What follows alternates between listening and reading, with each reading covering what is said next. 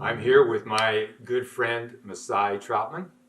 He's both a friend and a neighbor, and we've known each other in recent years, and I am going to ask him questions that I have actually asked him over the years, 5 different questions about his own personal story. Masai, thank you for joining me this morning to talk. Yeah, it's a pleasure to be here. Thank you, Roger. You've been a wonderful friend, spiritual leader, just a mentor in my journey for racial equality. A mentor. I definitely see that as a two-way street. Yes, in this relationship we have. Let me ask you a question, Masai. Can you describe your childhood growing up in Detroit, Michigan? Yes, Detroit, Michigan. I grew up in the 80s. I'm one of 5 children raised by a single mom, and it was a good upbringing, a good life. We were raised as Christians. We were taught to love and work hard and value education and value people. We were introduced to situations of racial inequality when it came to like visiting certain cities, like Dearborn, Michigan at the time was primarily white. Detroit was black, and it was a clear separation, and it was an awareness to be cautious of what you do in that town. In regards to the community, how they would respond to you, as well as the police. That's where the major mall was, and we went there. We was always concerned of, hey, potentially you could get arrested for even and like even someone believing that you may have shoplifted or something like that, they would arrest you. So we were always very cautious growing up and aware. And I was just taught about racial justice and to strive for it. Yes. Okay. Very good. When did you first experience the sting of racism? The sting of racism. I was raised by my mom, and my dad was in our lives in and out. Growing up in the community, I was always an inquisitive kid. I got straight A's, so I was more of an exception. Just real cognitive, real bright. But I would ask the question like, why are so many people in our neighborhood poor? And I knew everybody worked hard because they were raised by single moms. Those moms worked 2 and 3 jobs like my mother did. Recreation center, taught for a Catholic school, and worked at like a Mervyn's shopping center.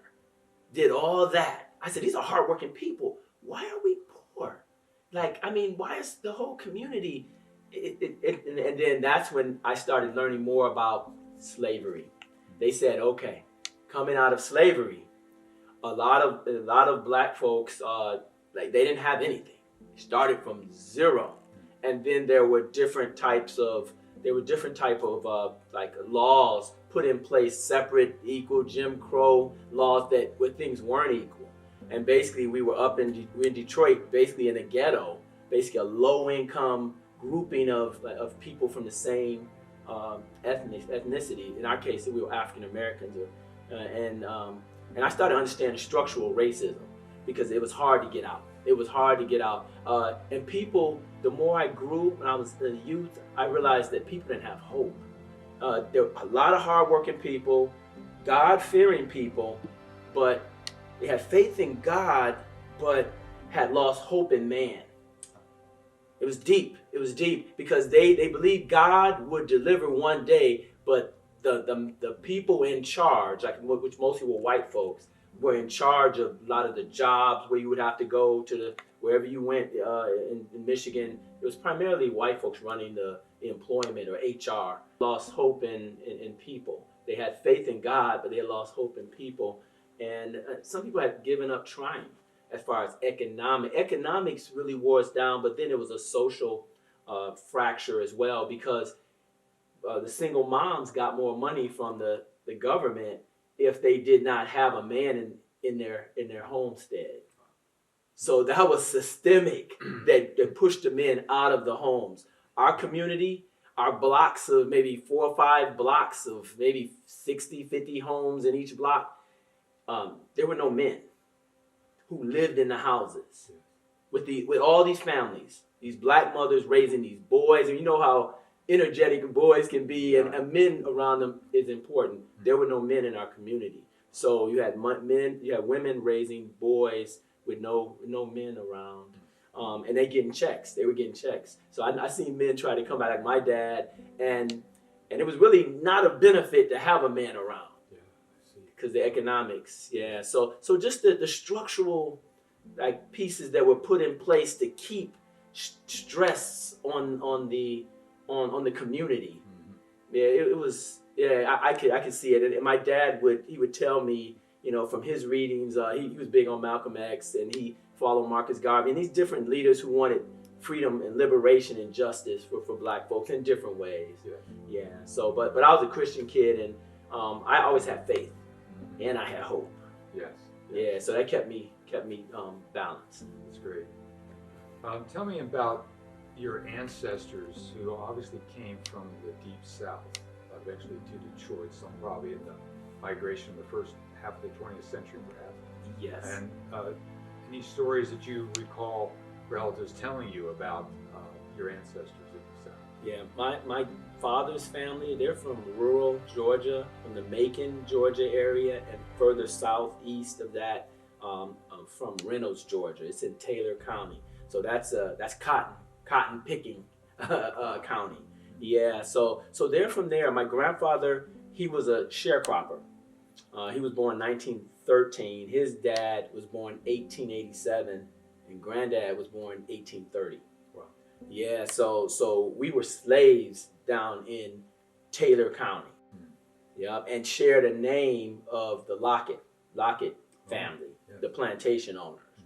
Yeah, so I mean, and I recently did a genealogy search where I did Ancestor.com. I gave my DNA, and all in the Reynolds and Macon areas, a lot of Troutmans and Locketts like that all share my blood. Yes. You know, so yeah. I mean, when I looked at it and I looked at the census, it gave us the census.